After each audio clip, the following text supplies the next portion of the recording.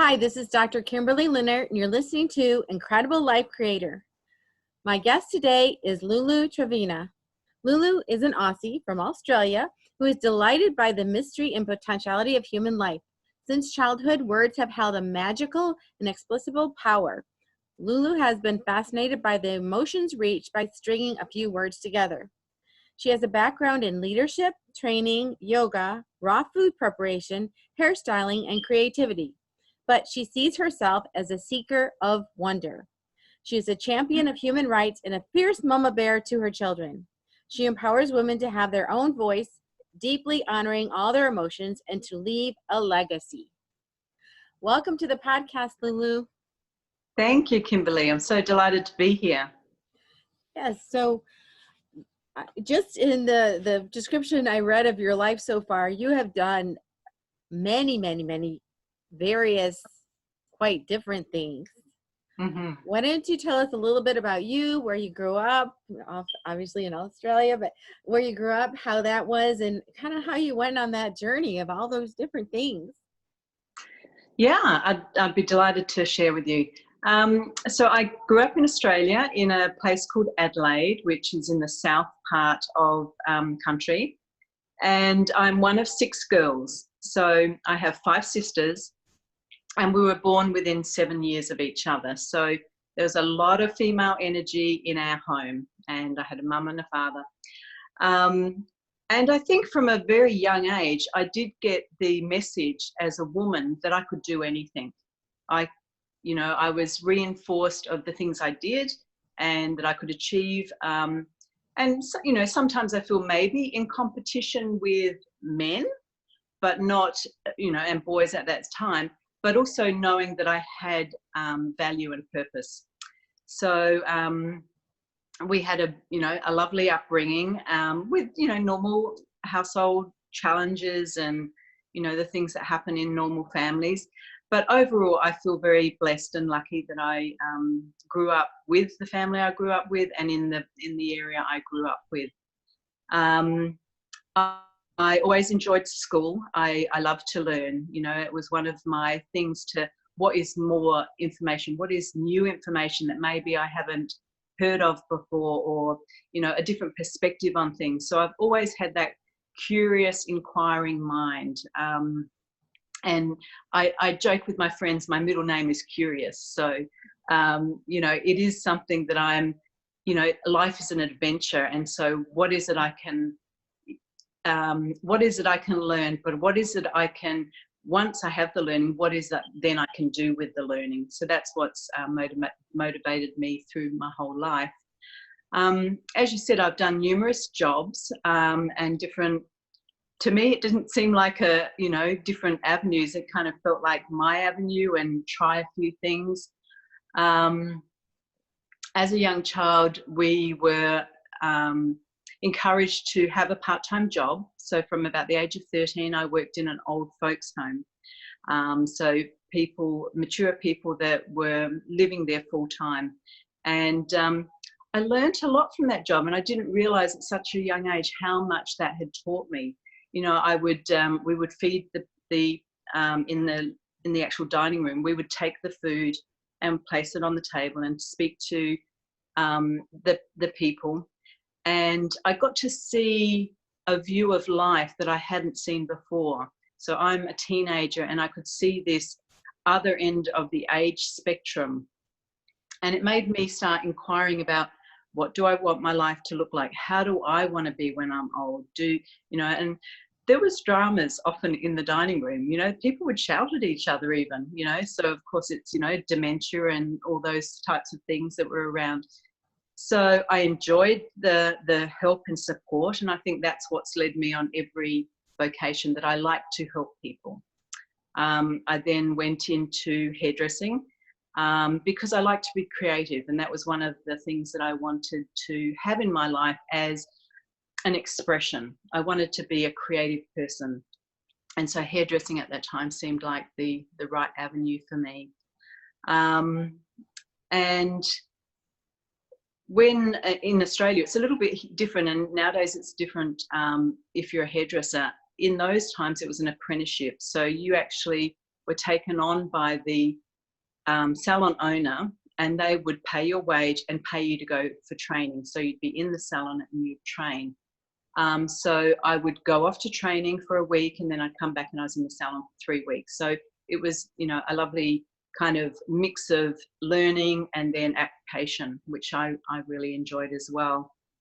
I tend to be more introverted. So in the salon, I learned quite quickly that the conversations you have with people can either be very, what's the word? Maybe superficial, or they could be deep. So I kind of learned that, you know, you could have this rote kind of conversation. What are you doing this weekend? You know, how's the weather? You know, and that never felt like it stimulated me. And I learned too that my clients also felt like they wanted something more in conversation. So when I was in the salon for the 15 years I worked in the salon, I created very deep rapport with my clients, and you know, I got invited to weddings, I got invited to 16th birthdays, 21st birthdays, you know, I got invited to celebrations of people's life because of the conversations I had, you know, when they were, you know, I was cutting their hair or colouring their hair. So that was really a lovely way to feel connected to, you know, humanity, feel connected to, you know, young people and old people. I feel like I got a lot to tell you.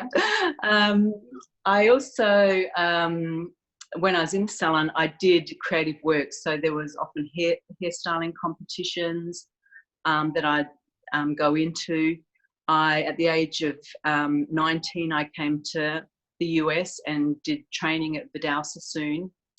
And, you know, none of the other apprentices in my salon or in ones I knew were doing things like that. So I always was looking for something, you know, what's that thing that is interesting? How can I learn more?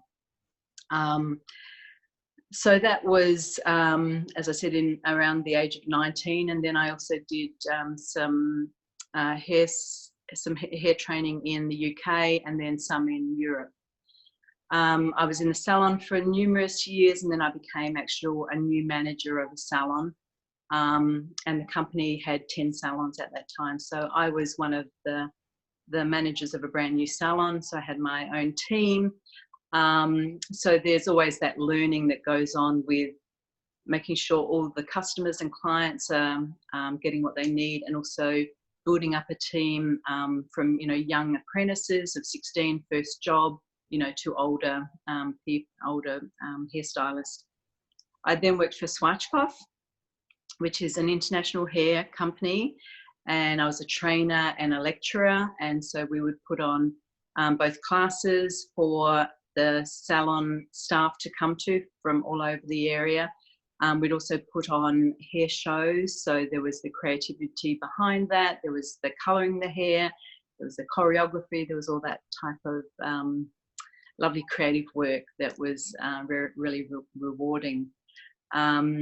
And then I married my husband. So I met my husband, got married, and our first child was born in a couple of years, and I actually had her. She was a month old, and there was a big hair salon, a big hair show. So the Swatchpuff invited me back to help on that. So I had my little baby, and I was doing hair all day, and I realised then, yeah, this is probably not going to work very well. So I chose not to return to work then, and then I became an at-home mum. And then I had a couple more children. In that time, I always studied, I always did creative things. And I remember encouraging my mother-in-law to do yoga teacher training, because we'd done yoga for many, many years. I think I started yoga definitely when it wasn't trendy. So I was in my early 20s when I started yoga, and my mother-in-law was interested in doing something. And I said, you've always loved yoga too. What if you become a teacher? And as I was encouraging her, I was thinking, oh, actually, I want to be the yoga teacher as well. So we actually did our training together. So me and my mother-in-law, which was really beautiful. So I've always been involved in things that have a health benefit to it. So the yoga teacher training, I got interested in both vegetarianism and veganism. And over the years, I, played with, what does that look like? How can you do that in a family? I went to courses and learnt more, so I could make sure my family was benefited from what I learnt, and also enough nutrition for a growing young child.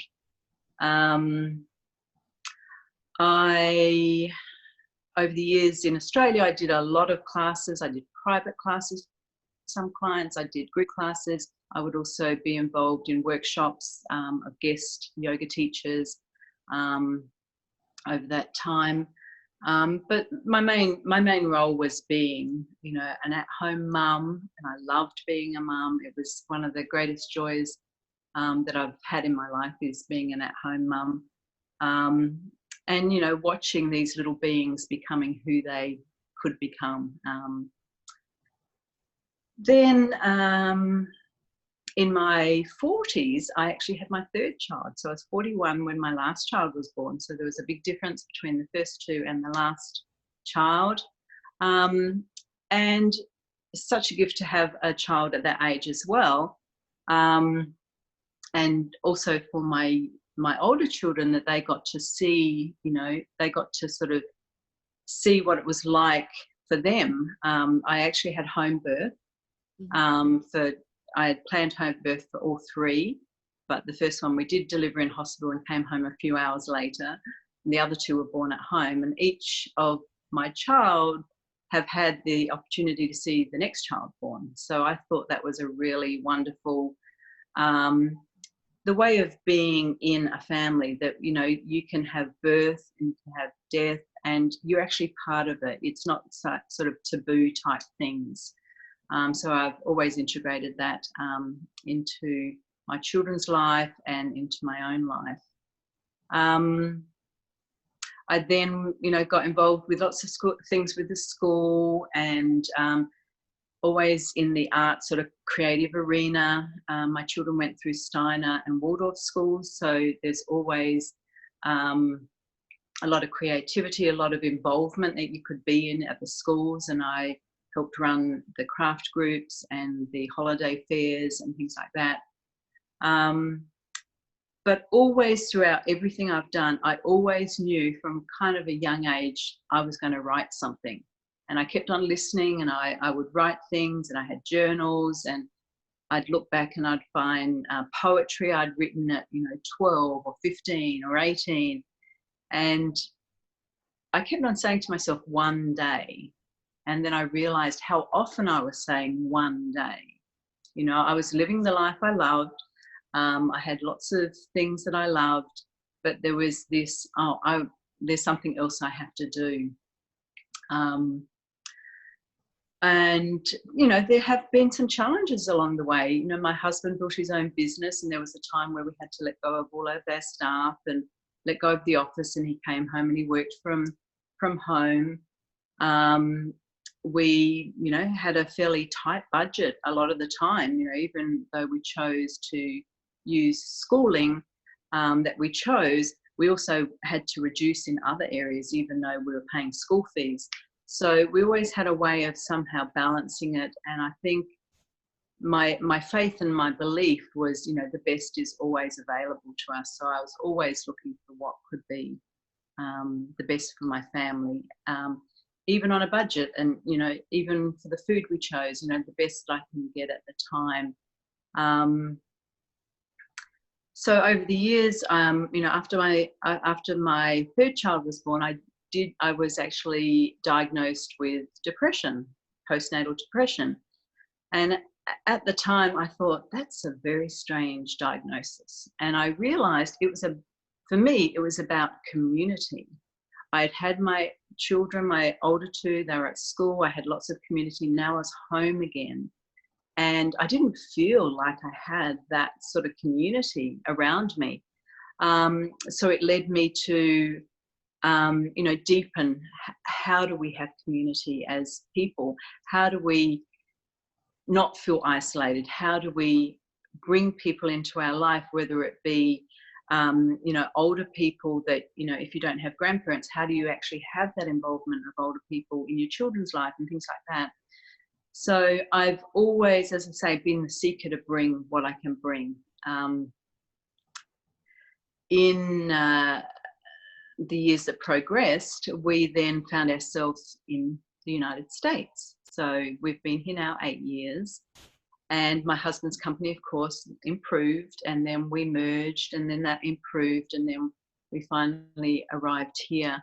And it's kind of uncanny how your path works, because within a few months we actually sold the business, and we sold it for a big windfall. There was, by that time, 3 partners, my husband being one. And the windfall felt like this has come quickly, but it was a 20-year, journey. And when the sale happened, we'd only been here a couple of months. So we maybe not have even needed to come to the United States. That year I turned 50, and I was like, really? I'm starting again? I had beautiful communities. I'd built beautiful communities back in Australia, and here I'm in another new place. How am I going to be in this environment? So again, I started to build a community. And I've found, as a woman, because I came from that large group of women, I've always found that women have a beautiful ability to support each other. That we can, see each other, we can have the empathy and the compassion for each other. And over the years, even if we've had some negative relationships with women, or, the so-called mean girls or whatever, the more that we are with other women, we can heal a lot of that type of wounding. So I've had that fortunate blessing to be able to be with women in groups, and now with my own work, I work with women in groups so that we become that that cheerleader, that support person for another woman. So yeah, that's kind of a bit of my journey. I feel like I've been talking for a while. Yes, that's quite a journey. So you've done both. You've been, in business. You were a stay-at-home mom. You've experimented with, healthy eating, healthy living, just so many different things. So you can kind of see both sides. So when you're working with women, you can identify with business women, and you can identify with stay-at-home moms. Yes, absolutely. Yeah. Amazing. Yeah. So tell me a little bit about your writing, because I know you have some books out and some journals. Yeah. When, as I said, I've written for a long time, and when this prompting came to me about writing, and that was since we've been in the United States, I looked back through things I've written, and I was like, okay, I'm gonna, get that book out. It felt like I knew exactly what the book was going to be, and then nothing happened. As I say, writer's block, or reread the things you've written and it didn't make sense, or it didn't resonate with me now from what I'd written before. So the prompting came from a couple of online types of magazines. You may have heard of Elephant Journal. It's an online magazine, and also Tattooed Buddha. So I got to start writing for articles for them, and through doing kind of like an apprenticeship again. So it was an apprenticeship that we would, learn from the organisation how to write, how to place it here, and all that sort of thing. And for our final piece, we had to get, views. So people, resonated with what we'd said. And I was telling myself this little story, like, all these other people have gone to college, all these people have all these degrees and all that. And, I still had my story. I'm a at-home mum, and yes, I've done some work and whatever. And then when I got 10,000 views from my last piece, and there was only 2 others, I was like, huh, maybe I do have something that's worth reading, you know. So it's like that. We sometimes need to have that little bit of encouragement from someone, and you know, and sometimes your friends, they'll just encourage you so much, but it's when someone else that's not your friend, you realize, okay, my friends are always going to love me, but what about those other people further out? So after I did that course, I looked back at my writing and I started writing things again. And then it was very synchronistic how my writing and my first book came together. This is the front of my book here. And this is actual a painting that was in a local restaurant here in Atlanta. And my husband and I would go there, you know, every couple of months or something like that. And he would notice I would look at this painting. And then out of the blue, which is a little uncanny from my husband, he decided to buy it for me. And the artist came to my home holding the painting. We started in a conversation. She wanted to be part of a book. I was writing. And it just really, you know, as I say, synchronistically flowed that we connected from this painting. And then we went forward with, you know, my words, her art. And it's just become, you know, a journey that has flowed, but also, you know, that we're often looking back at ourselves and, you know, is my work good enough? Will anyone like it? You know, all those sorts of conversations we have with ourselves. And, you know, the book has done very well. This last year I've got a Silver Nautilus Award for the book, which is wonderful. It's been in a couple of the Spirited Woman book picks. So, you know, sometimes the doubts we have on ourselves, we tend to listen to them, and then one day we go, actually, I got to just keep moving forward with what I have. And so I'm so glad I did. You know, it's been a wonderful journey, and I've met other beautiful artists and other beautiful authors and women in business. And so it's just, you know, opened up a whole new avenue for me in my life and in my work and what I have to bring to the world. Yeah. And you are an artist yourself also, because I'm seeing the thing you're posting. In fact, you're quite prolific. You have some of the things you're doing, like the mosaics, I could tell it would have to take some time to work on. So do you want to talk about that?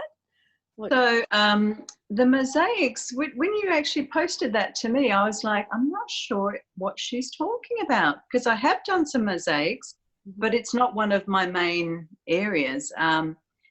If anything, and I would say creatively, you know, like I've painted, I've sculptured, I've done lead work, I've done felt work, I've, you know, done fabric work. So I've done, you know, lots of different areas. And it wasn't until I actually became an author that I could call myself an artist, you know, because I just used to do art or do creative things. And now it's like I could own that for myself. Oh, actually, I am an artist. You know, even when I cook a meal, I like to think I'm an artist when I cook a meal. You know, when I decorate my home, I like to feel that I'm an artist. So I think we all have that artistic ability, and we want to feel like we're artists of life. So no, I'm not sure about the mosaics. I'm not sure which one I posted or what I posted there. Yeah. So when you're doing art or you're creating, what things really put you into the zone, or where you're just feeling like, you know, time stands still and you're just creating? What are some of your favorite things? So I must say that I do love music. I do love movement as well. I'm a meditator, and I've been a meditator for about 30 years. I journal. So I find that when I start my day with something positive, when I start my day with intentionality that I am going to create my day, that is what puts me in a different mindset, so that I can bring whatever needs to come out. You know, I can take that next step forward, follow the pathway, however windy it sometimes seems. So yeah, I love to have music. I love to move, so I'll often dance.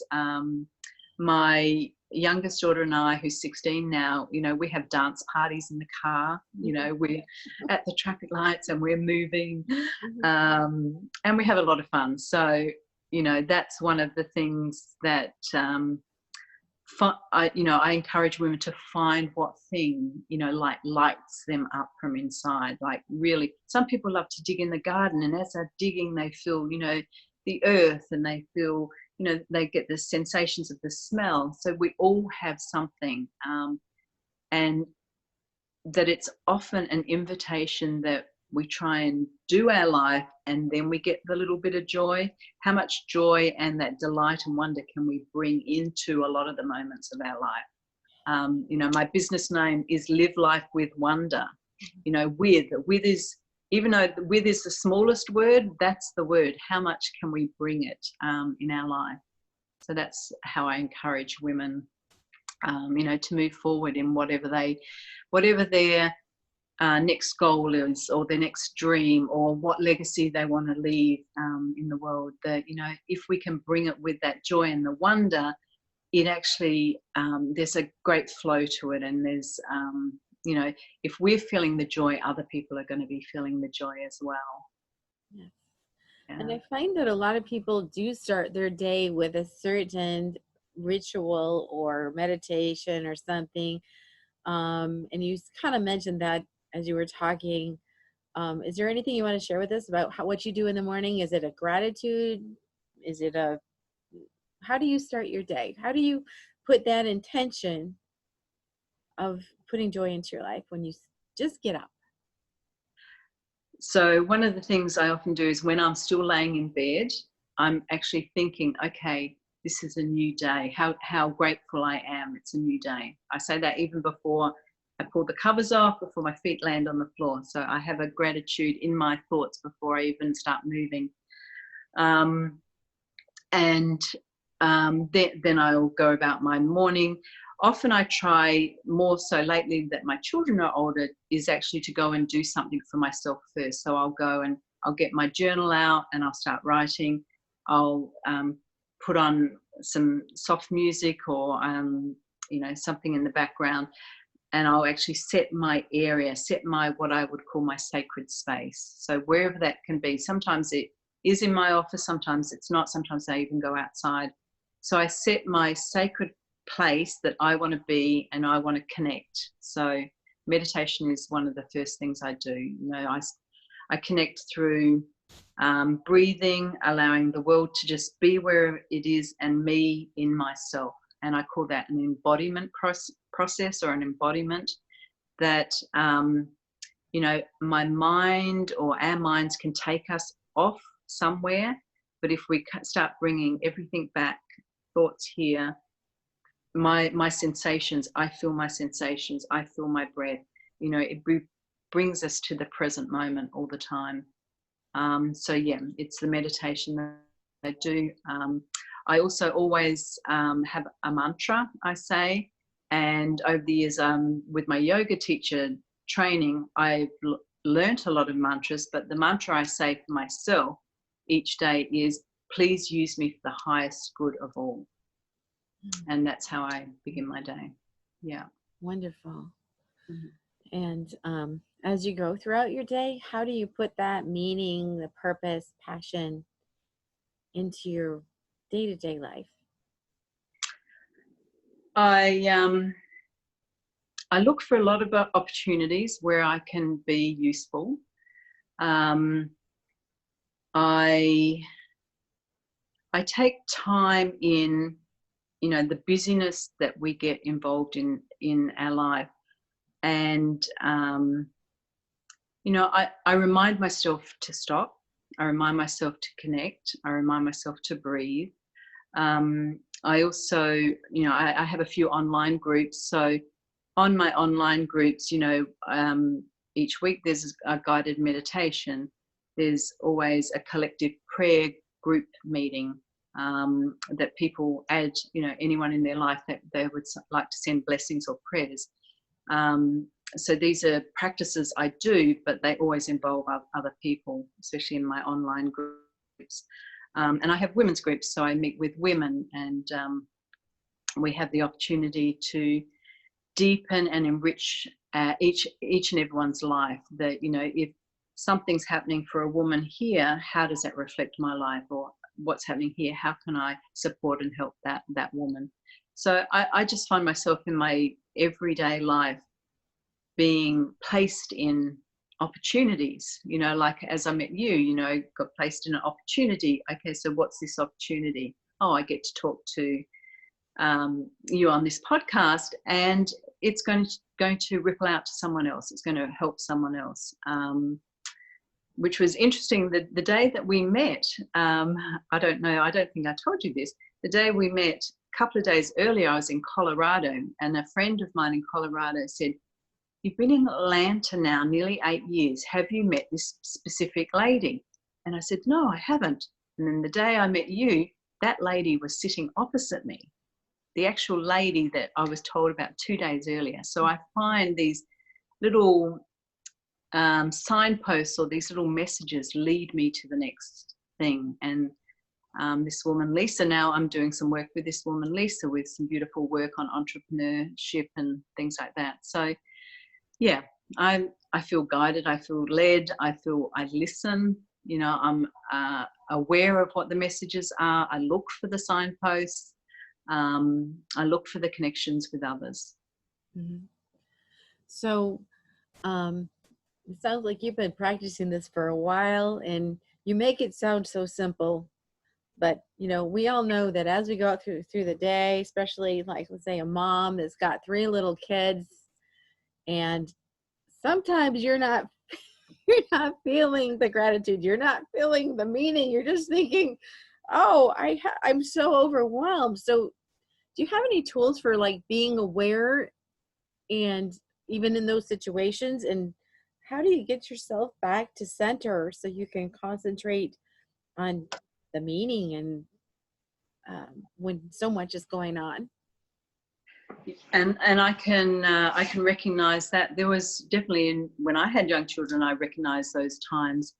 I think as women we try to do too many things, and the overwhelm actually is overload. So we've piled too many things on ourselves for too long. So I would remind women to catch it first, like catch it early, catch when you feel, oh, things aren't feeling so great.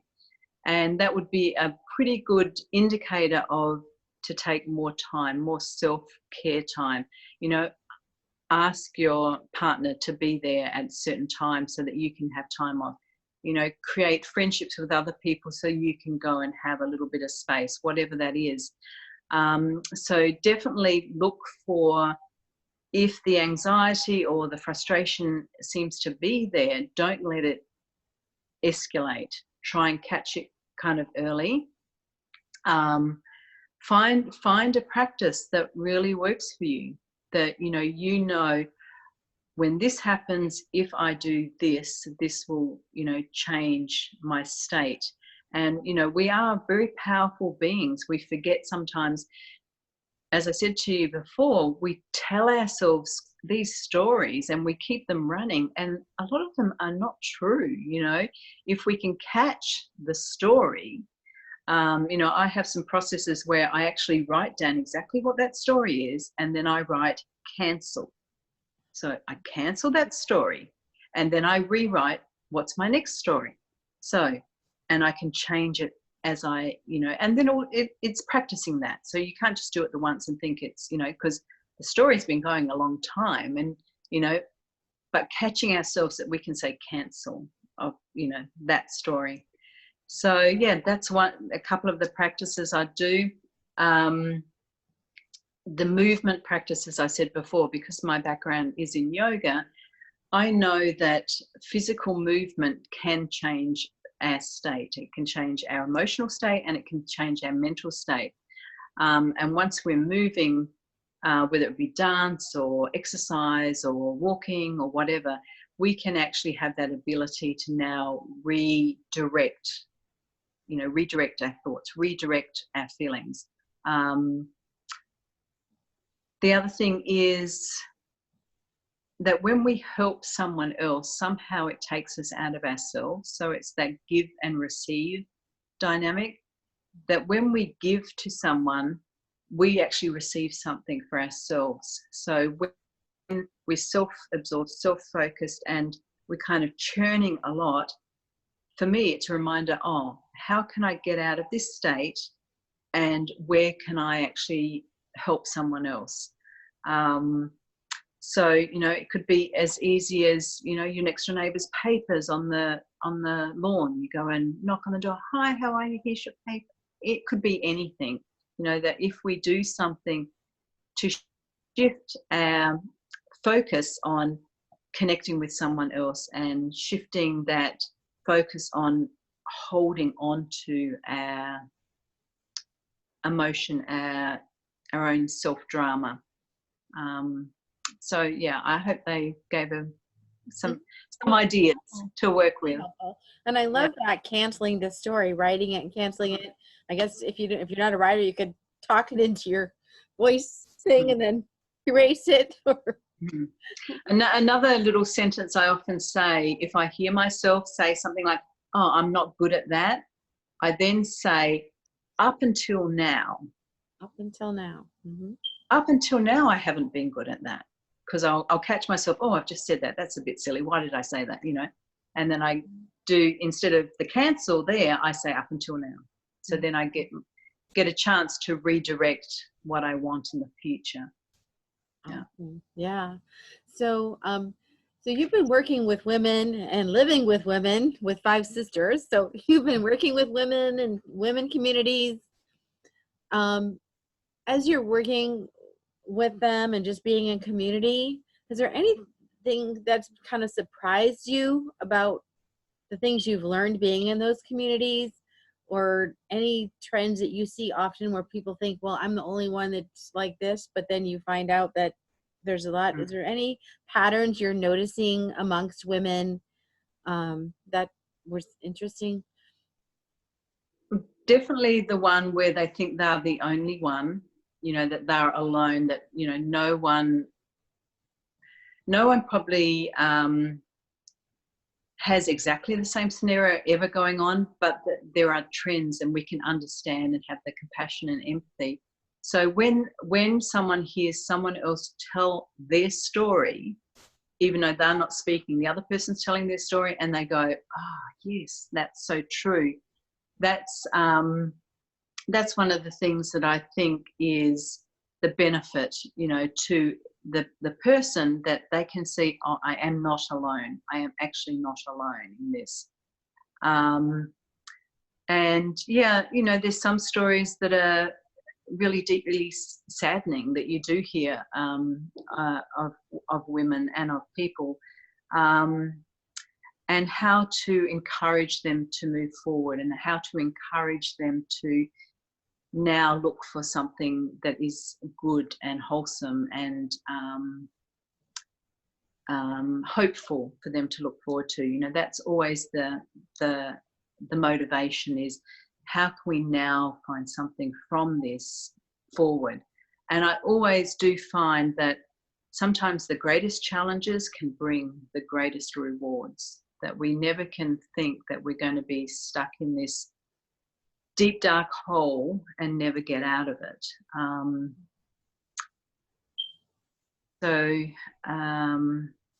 Yeah, the speaking of each other's stories is so needed, that each other can hear someone else's story. That's one of the blessings, I think. Yeah. Yes. Yeah.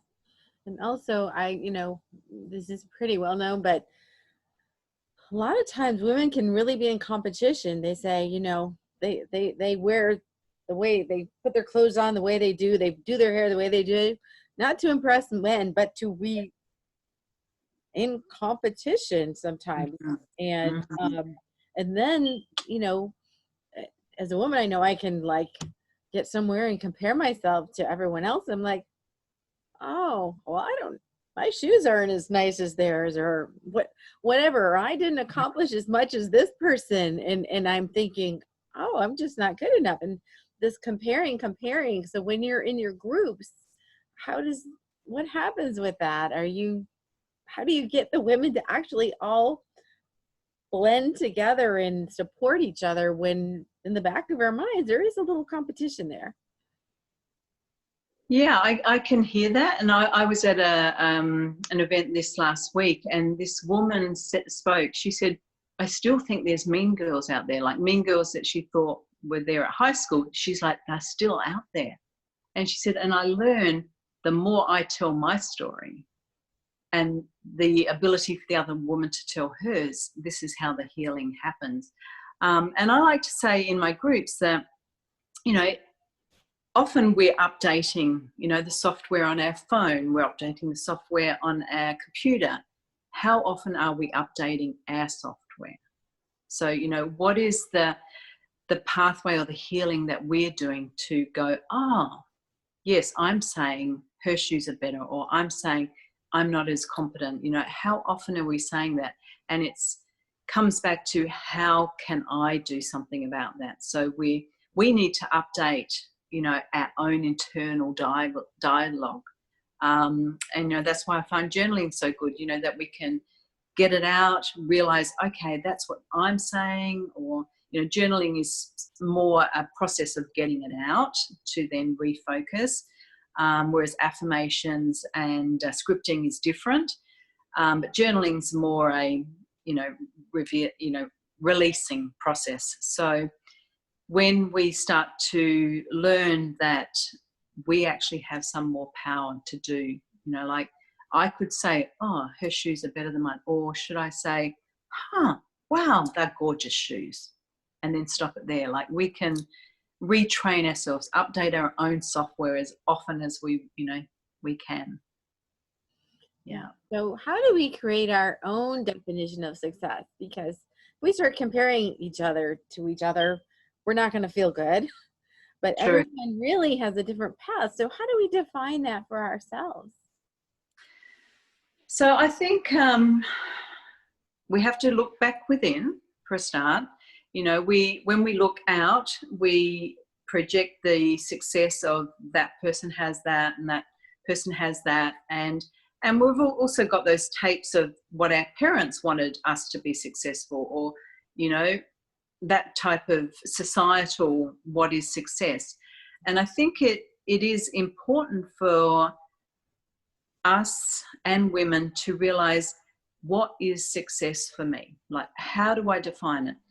Do I is it all about what I own? Is it about how I look? Is it about, you know, how many certificates I have? You know, like we have to define it for ourselves. And when we realize that we actually can feel a lot of success and a lot of peace and a lot of joy with a lot less, you know, that's one of the things I've learned from my husband's business being successful, is that's not, you can get to that, but that is what goal happens there. It's not a, you know, a magic, now I will feel this certain way, you know. We can have those things, but is it the thing that makes us feel that way, or is it what is happening in us that feel that way? You know, when I travel or when we go camping and I've got, you know, my sleeping bag and, you know, a pot of, you know, soup, sometimes I feel way more successful than I do when I'm doing other things. So the definition of success, I think, for people is they have to define it themselves. They have to write it themselves. They have to look in different areas of their life and say, okay, in the area of my health, what's that look like? That's success. In the area of my social interactions with people, you know, how many friends is enough friends, you know, those types of things. And to stop comparing, to stop really look at, that's not serving me, to compare with someone else. It's not serving me in any way, you know. So yeah, that's kind of the success is self-defined, I think. Yes. And you were kind of talking about the, you know, balancing the different areas there. And I know you have used food in the physical area. And how is it that you use food? Are you using it as just something for health? Or are you using it, do we need to use medicines if we're using good food? I think the way we grow our food, the way we prepare our food, and all those things has a quality that can benefit us at a great level. So with food, I like to say food is the medicine for the body. So if we realize how we eat and the things we take in to nurture our body, at what level are they, clean and wholesome and nutritious and all of those things, that in that way, our body gets what it needs. So we can't sort of eat bad and then think the medicine on top will just, solve that problem. We need to start at the first thing, that, the first doorway, the first gateway, which is what things am I taking into my body? Whether it be the food, whether it be the negative thought pattern, whether it be like constant, like lots of news, all the bad things, listening for the drama. What do we take into our body to nurture our body, so yeah, food I find is very important. I love to grow my own produce as much as I can. I always try and buy organic. I try to prepare, so when I'm preparing the food, I'm thinking about what I'm preparing. I'm thinking about the good thoughts I'm preparing into the food.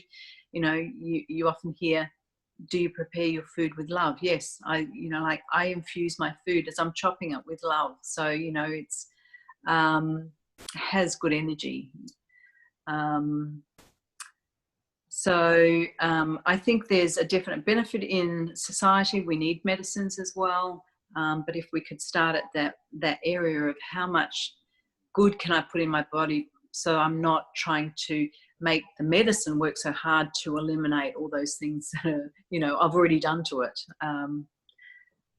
Yeah. I just want to change gears a little bit here. So it seems to me that even since a young person, you've always been in service to others. You've been in service to your family, you've been in service to the community. Not everybody, moves to a new place and says, okay, I'm in charge of creating a new community over here because I'm here now. Tell me about the fulfillment and how you feel about service and why it's so important. I think in the way we've progressed from in the 60s where I was born to now is we have a lot more borders and barriers around us.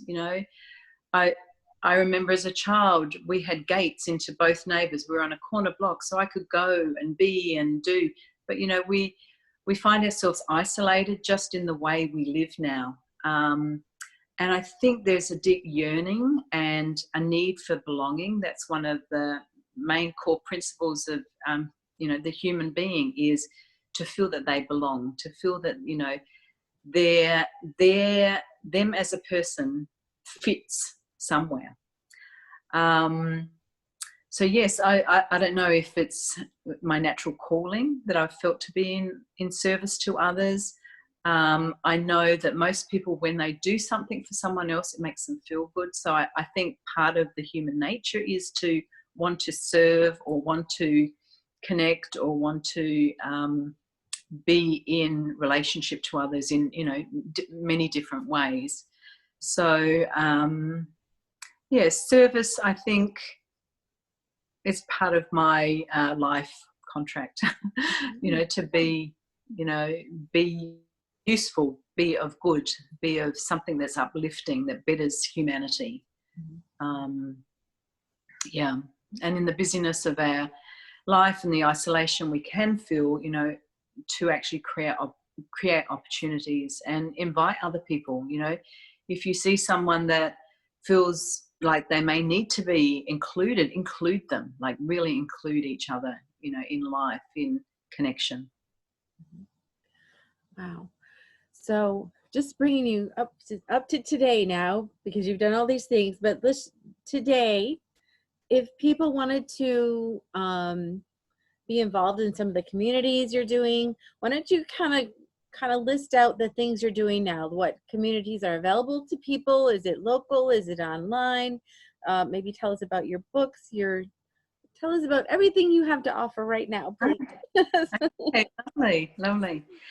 Okay, let's start with the books and products. So my business name is Live Life with Wonder, so you can find me there. You can find my products there. You can find what I do in the world there.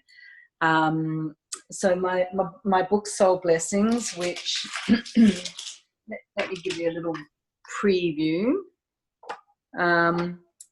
So I like to say that the book is like having a beautiful piece of art that would have cost thousands of dollars, and you have it, and you can allow yourself to be invited into the image. So the images are gorgeous, stunning. My artist Laura Bowman in Atlanta is the artist, and my words, they marry together a place for your thoughts to land. So you can open a page, you can see the beautiful, I can't see what I'm showing. Oh, there I can. Yeah, that's okay.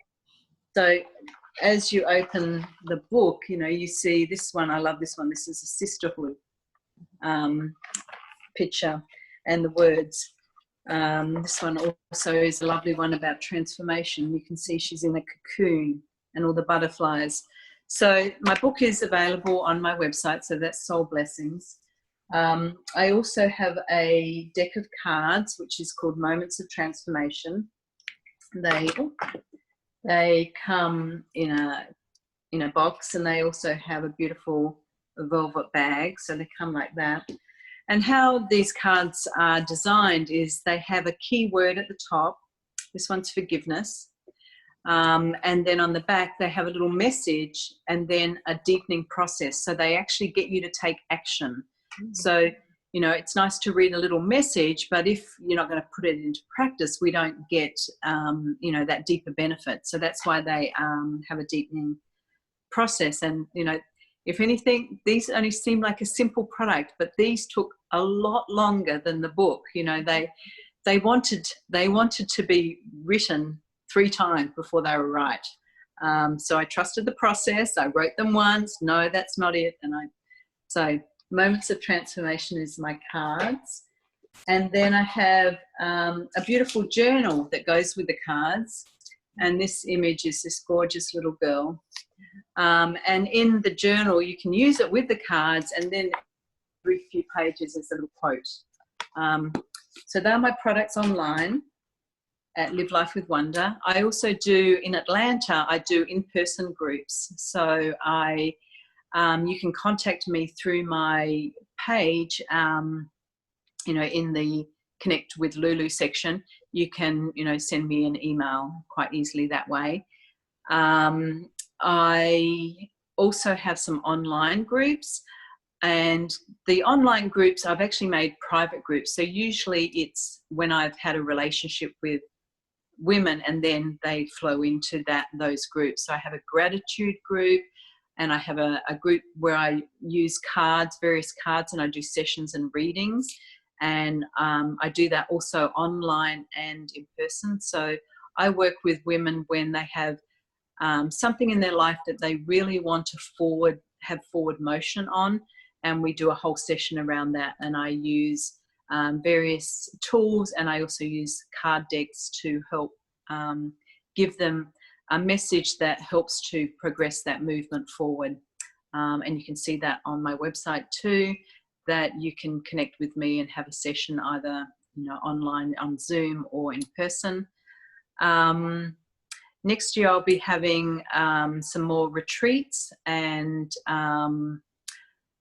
they are on my website, and they're usually small gatherings of women, and they are usually 1 night and 2 days, so that we actually go away from and come together as a group, and we go somewhere, and that's in Atlanta, in Georgia. So there are various ways you can connect with me, but definitely through my website. If if you wanted to have a conversation with me, or if you wanted to have a session with me, that's the best way to approach that. I think you're going to drop the link in there somewhere. But of course, with my products, we're coming up to the holiday season, and if you have those, beautiful women, friendships and people in your life that you want to give something that's really beautiful and nurturing, my products are definitely those sorts of products. Yeah. Wonderful. Well, thank you so much. And thanks for everything that you're offering and all your service to people. And I know there's women out there who would just love to connect with you. So thank you so much for all that you've given. Thank you. It's been a pleasure to be here with you today and to share with your audience. Thank you for inviting me. Yes. And we'll talk again soon. Okay. Bye for now.